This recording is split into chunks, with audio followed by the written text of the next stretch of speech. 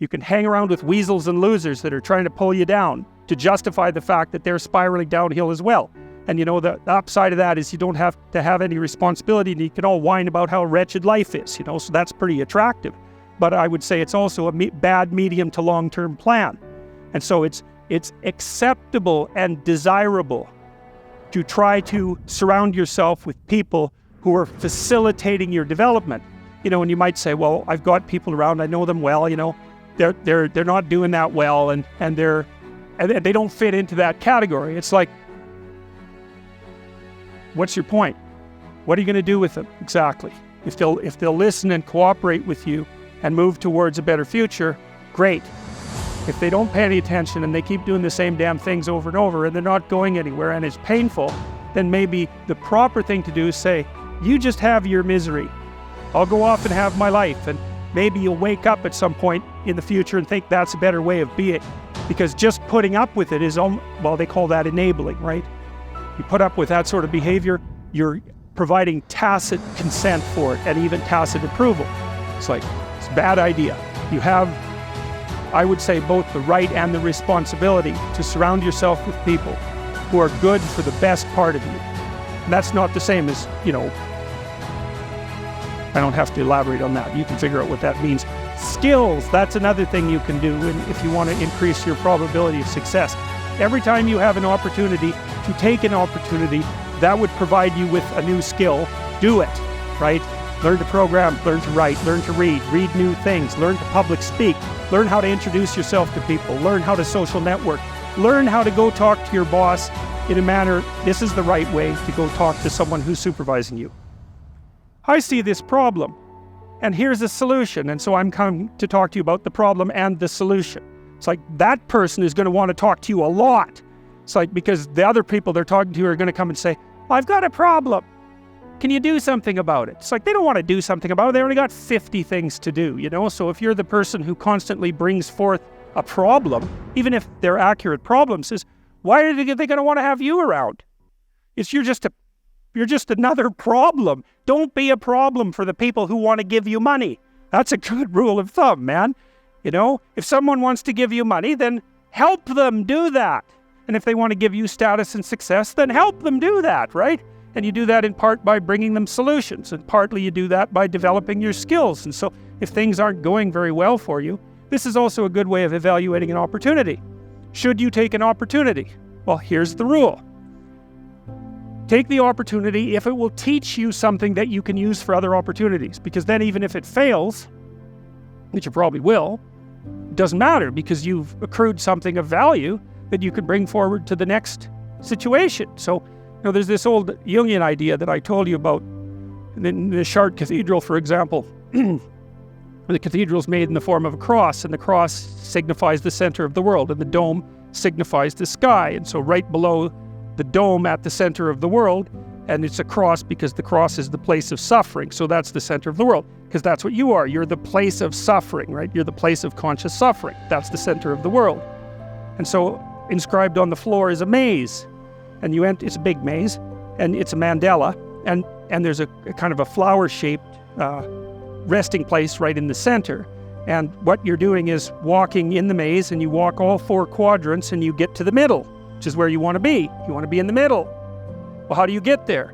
You walk everywhere. And what does that mean? It means every bloody time you're offered an opportunity, take it and develop your skills. And that's better than wealth, by the way. In fact, it actually constitutes wealth, because wealth constitutes what you have when someone takes all your money away, right? That's real wealth. And so the way that you build up that sort of wealth is you turn yourself into someone who's competent in multiple directions. And you can be doing that all the time, right? Especially with the kind of technology that you people have access to. I mean, you can learn anything you want whenever you want. So what a good deal that is, man. And so there's easy fruit hanging that you can pick, and I would recommend that you do that. So here's an example. Let's say you're not doing too bad, so maybe you're in the middle of the normal distribution, then you lose your job. Okay, and let's say you're a conscientious person. And we can say, just for the sake of argument, that you lose your job because of mass layoffs in your company. So it has nothing to do with you. It's fundamentally, it's just like luck of the draw, basically. But then what happens to you? Well, if you're conscientious, you're gonna go after yourself pretty hard. So you're gonna, and especially if you're also high in neuroticism, it's gonna depress you to lose your job. And maybe you're in a situation where you just, for one reason or another, you don't have that many other opportunities. Now, maybe you should have looked for them, but maybe you're in a depressed strata of the economy, or you're geographically located somewhere that makes moving difficult, or so on and so forth, So, but you lose your job, and then you start to get depressed because of that. Well, then as you start to get depressed, it decreases the probability that you're going to look for a job, but it also maybe starts to put stress on your family, and it also starts to decrease the probability that you're going to engage in positive social interaction. So now not only are you unemployed and suffering from economic stress, but your marriage is starting to suffer, and you're starting to isolate yourself from your friends. And then, of course, as your marriage suffers and the stress builds up, then that's going to make you more depressed, and that's going to keep you even farther away from your friends, and that's going to decrease the likelihood that you're going to have enough positive emotion and enthusiasm to look for another job.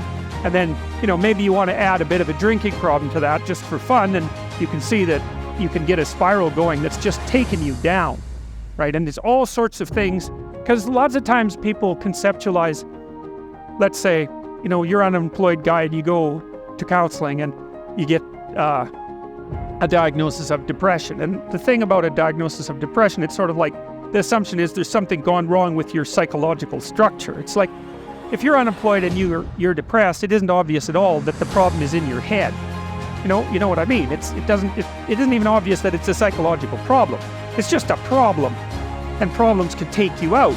And so if you're unemployed and you're under economic stress, and your marriage is starting to shake, and you're isolating yourself from your friends, and you're less likely to be motivated to go look for a job, you can sort of think about that as a depressive spiral, but you can also think of it as a conspiracy, in some sense, of external forces that are auguring you into the ground. And we don't tend to conceptualize psychological disorders that way, but we should, because lots of times when people are suffering from something that you could describe in psychological terminology, and depression is a very good example of that, it isn't obvious that there's something wrong with them psychologically. Often they just are in trouble.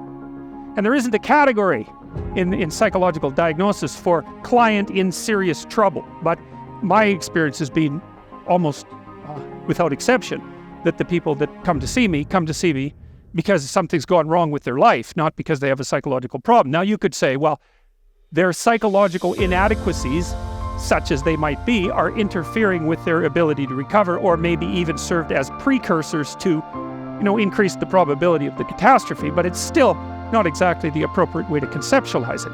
And, because there's you inside you, and as a personality psychologist and as a clinical theorist, most of what I've talked to you guys about is your psyche and its structure as if it was like a soul that inhabited you. And there's some real utility in that. You're an individual demarcated from the community. You can be set up in a healthy manner or a non-healthy manner. The problem with that is that you're not just an individual, you're connected to all these external dynamic networks that are really, really important. And it isn't even easy to separate them from you. Like you might say, well, this is especially true once you become a parent, is your child more you than your arm? Well, you think it's pretty obvious that parts of you that are physically linked are more he to you as an entity, but it's by no means obvious. I think many people would much more happily sacrifice an arm than a child, and so your boundaries are not, where your boundaries are located are not precisely isomorphic with the outline of your body. It's not that simple at all, and so you're embedded in all sorts of networks that can pull you down rapidly or elevate you, because the other thing that happens is that, well, let's say I've never traded with anyone, and I go up to someone and I say, well, do you want to trade? And they say, well, why? How can I trust you? And the answer to that is, well, you have to take my word for it. Well, that's not a very good argument. You might say instead, well, here's what I have to offer, and you can evaluate it. But the person's likely to say, well, I don't know how to evaluate it, and so I'm still stuck with taking your word. That's a bad problem. And you'll see that if you ever try to sell a product in the marketplace, is if the product is new and it's complex, then you're forcing the person that wants to buy it to evaluate it, and then you're forcing them to take the risk of being wrong, as well as the time it would take to evaluate it, and they don't like that. What they want is what's often called social proof, which is, okay, well, you want to trade with me, who else have you traded with? And if the answer is zero, then they are going to say, well, you're an interesting person and all that, but I've got these other people over here who've already traded with a bunch of people, and therefore the risk is lower, in part because, let's say, I have a supervisor and I'm going to make a decision. And my primary concern is that my supervisor will not hate me for making the decision. It's not that my primary concern is to make the best decision. It's not the same thing. It's that I want to make a decision that I'm not going to get in trouble for. Okay, so how do I do that? Because I need a post hoc justification. So I buy something from you and it turns out to be terrible. And I get called for it, called on the table for it. And what do I say? I say, well, that person was buying from it, and that person was buying from him, and that person was buying from him. Like, all these other people were doing the same thing, so it's not like the error is localized in me, and that's often a very credible story. But if the answer is, well, I evaluated it and decided to take a risk, it's like, well, out the door with you, Sonny, because, that's an indication that you're not capable of doing that sort of thing. So I think part of the reason that people spiral downhill into zero is because positive feedback, like a positive feedback loop, is a loop that increases the probability that the loop will continue, right? A positive feedback loop is, you've experienced this when you hear microphone feedback in an amplified system. So, the microphone sends a message to the speakers, and then the speakers send out the message amplified, and then the microphone picks up the message and it gets amplified again, and you get this howling occur, which can be deafening, but can also destroy the system because it'll keep amplifying upward until the speakers blow, for example. That's a positive feedback loop. And a positive feedback loop can spiral you upward, or it can spiral you downward.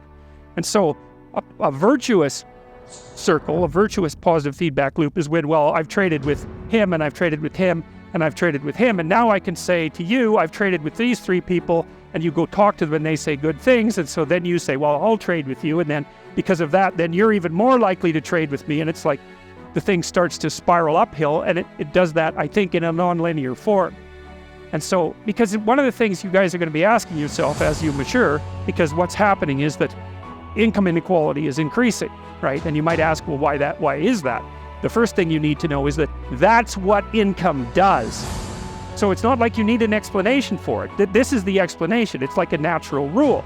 If you run a trading game to its logical conclusion, one person ends up with all the money and everyone else ends up with zero.